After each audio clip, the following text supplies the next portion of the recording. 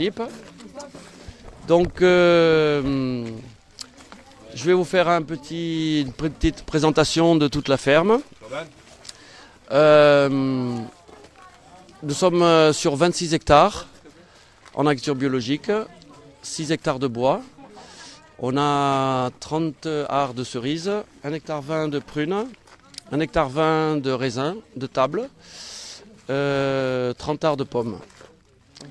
On a aussi du maraîchage, on fait plus ou moins 1 hectare, ça c'est entre l'ail, l'oignon, l'échalote, des tomates, poivrons, aubergines, basilic. Voilà, j'ai cette préoccupation avec la santé et préserver pour les générations futures des espaces qui seraient assez propres, quoi. Voilà. Moi je pense que l'irrigation en fruitier c'est inutile. Un arbre quand on le plante ou n'importe quelle plante, si depuis le début on lui donne à boire en superficie, donc on irrigue, elle ne va pas développer des racines profondes. Donc aussitôt qu'elle n'a pas d'eau, elle va souffrir parce que bon, l'arbre il a tout là, et il ne va pas s'emmerder à faire des racines profondément. Quand on n'irrigue pas, l'arbre va descendre en profondeur, et même quand il y a des sécheresses, il a des racines qui descendent, la vigne ça descend à 3-4 mètres de profondeur sa racine. Donc à 3-4 mètres, ça sera assez humide pour qu'elle puisse absorber. Alors, notre principe d'irrigation, cette ferme, il y a un ancien fossé qui a été fait en 1870, quand il n'y avait pas d'eau encore. Donc ici on a une zone où il n'y a pas d'eau ici en haut. Et les anciens avaient fait un fossé, ils ont fait un drainage sur toute une prairie. Anciennement, ces drainages, c'était avec des troncs verts d'acacia. On enterrait au long d'un coteau des troncs à 1,50 m.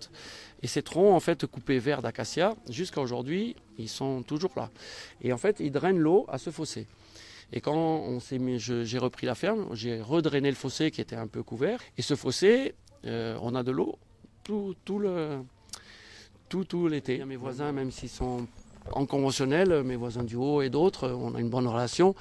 Et bon, moi, ça me fait de la peine de voir qu'on ne peut pas gagner sa vie. Et moi, ça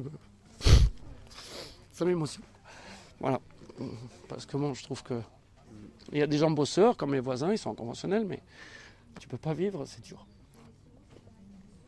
Il y en a qui ont tout arraché, parce que quand on arrache, on a des primes à l'arrachage. J'ai dit, on a fait 2 années mauvaises, mais bon, on avait la transfo à côté, malgré qu'on a dû acheter d'autres producteurs bio là, des produits. Ça nous fait que, voilà, on a autre chose qu'on peut produire, non? Ben nous, on a deux raisins, hein. On a 1 hectare de chasselas de Moissac. Donc le chasselas de Moissac, c'est un chasselas caractéristique du Tarn-et-Garonne. Bon, ça prend un peu le Lot, c'est une zone délimitée. Et on produit de l'AOC. Donc il y a 2 AOC en raisin. Donc il y a le Muscat de Hambourg dans le Ventoux et le chasselas de Moissac, de la région de Moissac. Donc on le vend en frais.